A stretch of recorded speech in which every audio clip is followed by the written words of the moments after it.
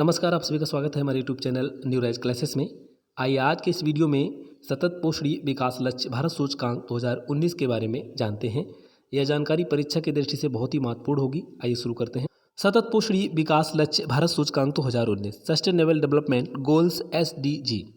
यह सूचकांक किसके द्वारा जारी किया जाता है? यह जारी किया जाता है नीति आयोग द्वारा। नीति आयोग सांख्यिकी और कार्यक्रम कार्यान्वयन मंत्रालय, जो कि संयुक्त राष्ट्र संघ की भारतीय शाखा है, और वैश्विक हरित विकास संस्थान के सहयोग से इसको तैयार करता है। अब अभी तक इसमें 2 संस्करण जारी हो चुके हैं। प्रथम संस्करण 2018 में जारी हुआ था। कुल लक्ष्य इसमें 13 रखे गए थे और स्कोर प्राप्त हुआ था 57।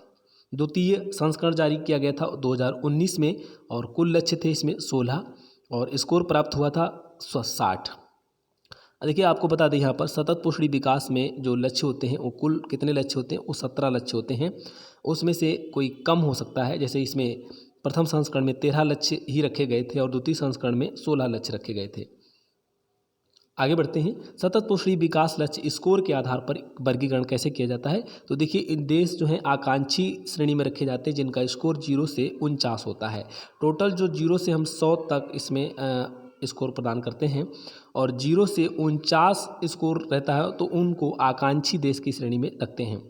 दो बेहतर प्रदर्शन वाले जो होते हैं वो 50 से 54 और अग्रणी या अग्रगण्य इनको रखा जाता है 65 से 99 और लक्ष्य प्राप्तकर्ता ये होते हैं 100।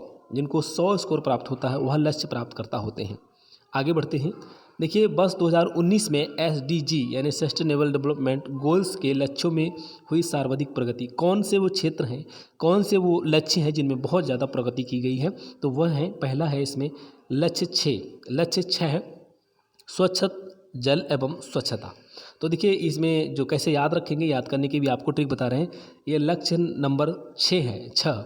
तो 6 में आप स्वच्छता, 6 आता है, 6 स्वच्छ जल एवं स्वच्छता, इसको 6 से याद कर सकते हैं। ठीक है। अगला देखिए, इसमें क्या है? लक्ष्य है 7। तो 7 इसमें भी सर्वाधिक प्रगति हुई है।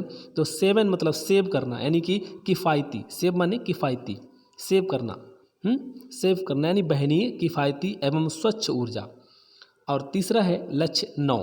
लक्ष्य 9 इसमें भी प्रगति हुई है। तो इसका ये किससे संबंधित है? तो ये नवाचार से है। 9 है तो 9 है, 9 से नवाचार हो जाएगा। नवाचार, उद्योग, बुनियादी ढांचा। तो इन 3 लक्ष्यों में यानी 6, लक्ष्य नंबर 6, लक्ष्य 7 और लक्ष्य 9, यानी कि लक्ष्य 6, लक्ष्य 7, लक्ष्य 9, इनमें सर्वाधिक प्रगति हुई है 2019 में। आगे बढ़ते हैं।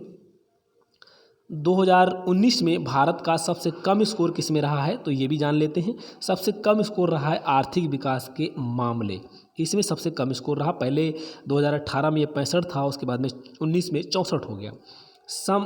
समानता, लैंगिक समानता। देखिए, लैंगिक समानता में स्कोर जो है 50 से कम रहा है और भूखमरी उन्मूलन या भूख शून्य भूख इसमें 50 से कम रहा है। तो ये हैं जिसमें सबसे कम स्कोर रहा है।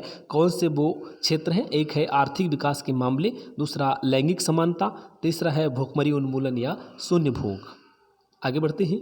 देखिए, समपोषणी विकास लक्ष्य भारत सूचकांक 2019 में बेहतर प्रदर्शन करने वाले कौन से राज्य हैं? तो इसमें कुल 12 राज्य हैं। कौन से हैं? पहला शीर्ष स्थान प्राप्त हुआ केरल को।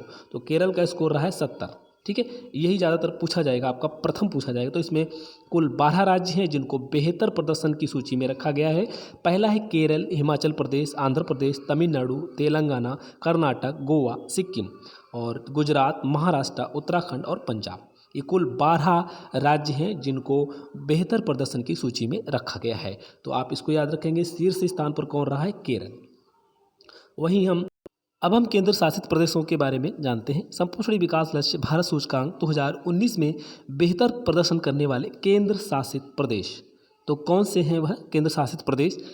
एक तरफ केंद्र शासित प्रदेशों के नाम दे रखे हैं, दूसरी तरफ उनका स्कोर दे रखा है। पहला है इसमें चंडीगढ़। चंडीगढ़ का स्कोर है 70। पुदुचेरी का स्कोर है 66 और दादर एवं नगर हवेली का है 63, लक्षद्वीप का 63, अंडमान निकोबार द्वीप समूह का 61 है। तो इस पर शीर्ष स्थान पर कौन है? चंडीगढ़। खराब प्रदर्शन करने वाले या न्यूनतम प्रदर्शन करने वाले राज्य कौन कौन से राज्य हैं? आइए जानते हैं। एक तरफ इसमें राज्य दे रखे हैं, दूसरी तरफ उनका स्कोर दिया हुआ है।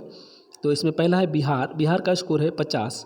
झारखंड दूसरे नंबर पर 53 और उसके बाद है अरुणाचल प्रदेश, इसका भी 53 स्कोर रहा है। चौथे नंबर पर है मेघालय 54 और 5वें नंबर पर उत्तर प्रदेश 55 और 6ठे नंबर पर है असम, यानी इसका भी 55 स्कोर है। अब देखिए इसमें जो शीर्ष स्थान पर कौन है, बिहार है, यानी बिहार का सबसे खराब प्रदर्शन इसने किया है, तो इसका स्कोर जो है 50 है, इसलिए बिहार जो है सबसे खराब प्रदर्शन करने वाले राज्यों में है। अब आइए जान लेते हैं सतत पोषणी विकास के बारे में।